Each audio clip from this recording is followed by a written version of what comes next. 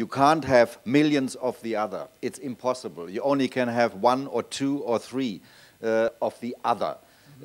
You can't count friends in a statistical way, and all these kind of things. These are deep ethical questions, and the most interesting part of your presentation was when you talked about the loss of identification, which was, of course, the loss of the identification of the other face.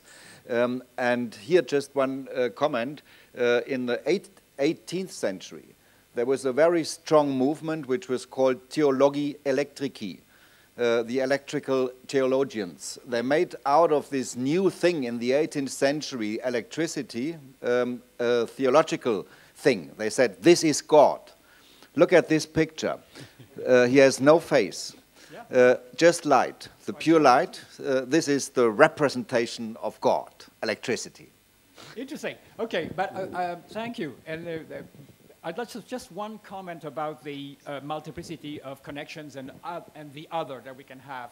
The research, because of Facebook and because of the questionable status of friendship that you can have with 2,000 people on Facebook, some research has gone into the how many people can you actually entertain in a kind of over a period of time, sort of maturing period of time of your relation with people. And I'd like to ask, how many people can you actually sort of continue to relate to in 2 or 3 months on the average? Anybody knows? Thousands. Huh? Thousands. No, 150. Well, no, are you asking or telling? I'm just telling you. I'm telling you thousands, all right? You say thousands, and I agree with you. In part, I agree with you, but I'm just giving you quoting a research. The research has covered a whole lot of questions, which I didn't do myself, obviously.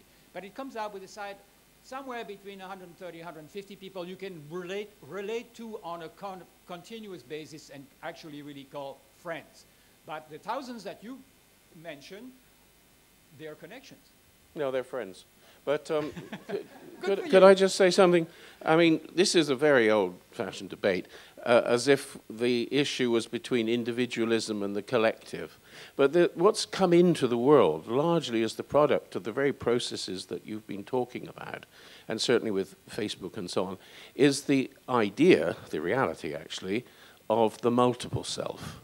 You see, so it's not a matter of whether you are an individual or a member of collective, it's whether you can be engaged in constructing many selves, because that's precisely what the hyperlink enables you to do. You enter into multiple environments and you adapt a personality, a self, to deal with those as you adapt to the selves which are being constructed through that. And it's very interesting to me that you mentioned Amun-Ra, because of course the whole dynasties of ancient Egypt were syncretic, but full of syncretic identities, multiple selves, which they weren't collections of individual gods. Amun-Ra, of course, is very well known, but many Egyptian gods and figures were syncretic figures.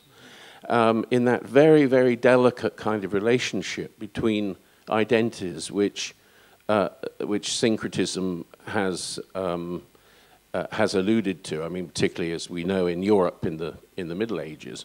So I think we've got to be careful not to fall into the old 19th century thinking about collective and individual, and start realizing the consequences. We're supposed to be talking about art education here as well, of course. When I say suppose, I don't mean that in a negative sense, but we're also engaged in this idea of creativity and education and so on. And again, we're not going to be teaching selves. You know, we're not going to be teaching individuals anymore. We've got to forget all that.